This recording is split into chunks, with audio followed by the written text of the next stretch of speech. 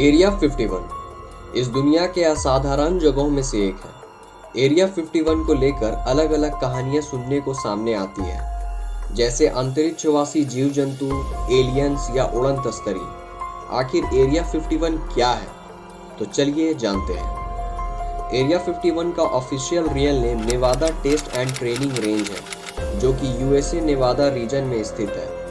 यहाँ पे world war 2 के समय न्यूक्लियर बॉम्ब्स की टेस्टिंग की जाती थी, लेकिन साल 1997 में कोस्ट टू कोस्ट एएम नामक रेडियो शो के दौरान एक अनजान इंसान ने कॉल पे कुछ डरावनी बातों का खुलासा किया एरिया 51 को लेकर, जिसे सुनने के बाद सबके होश उड़ गए।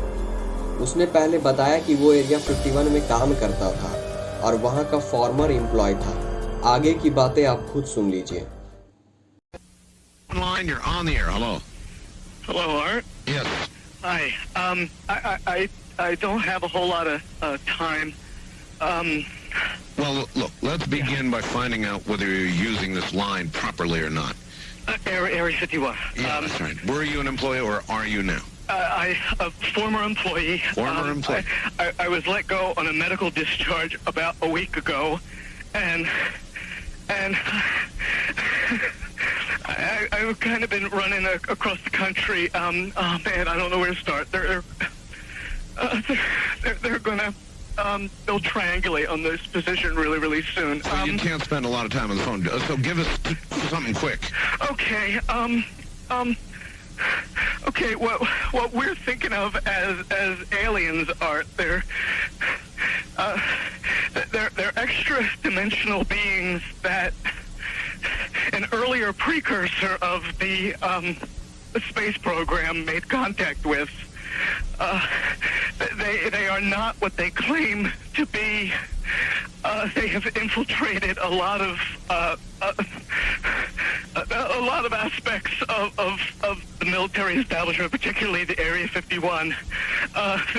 The disasters that are coming, the military, I'm sorry, the government knows about them, and there's a lot of safe areas in this world that they could begin moving the population to now, Art.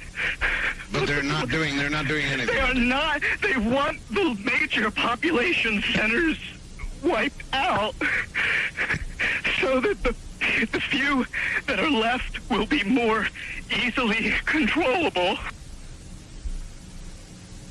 Discharge.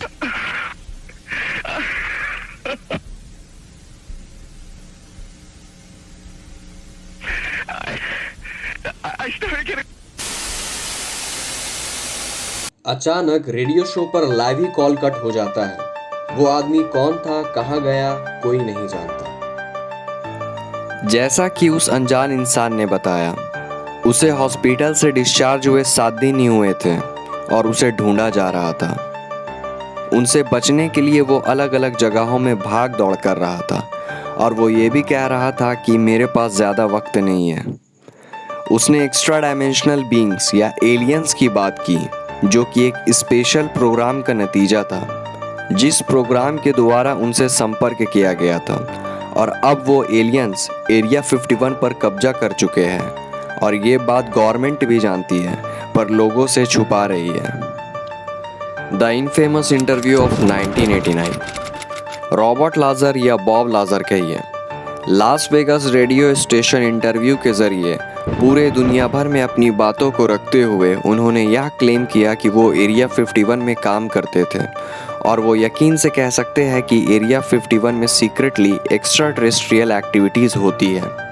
उन्होंने दावा किया कि वहाँ पर aliens के बारे में जाना जाता है। इनफैक्ट अकॉर्डिंग टू लाजर, वहाँ पर एलियंस के जहाज़ों का आना जाना होता है। हम लोगों से टेक्नोलॉजी में कई आगे होने के कारण उनके स्पेसशिप्स काफ़ी एडवांस है, जिनमें colour adaptation, anti gravity body structure, fastness और कई खूबियाँ मौजूद हैं जिनके बारे में हम जानते तक नहीं हैं। इनमें से 2 फीचर्स काफ़ी इंटरेस्टिंग हैं। पहला, कलर एडेप्टेशन, मतलब उनके जहाज किसी भी जगह से गुजरे वो उस जगह के रंग रूप में ढल जाते हैं, जिसे देख पाना नामुमकिन है।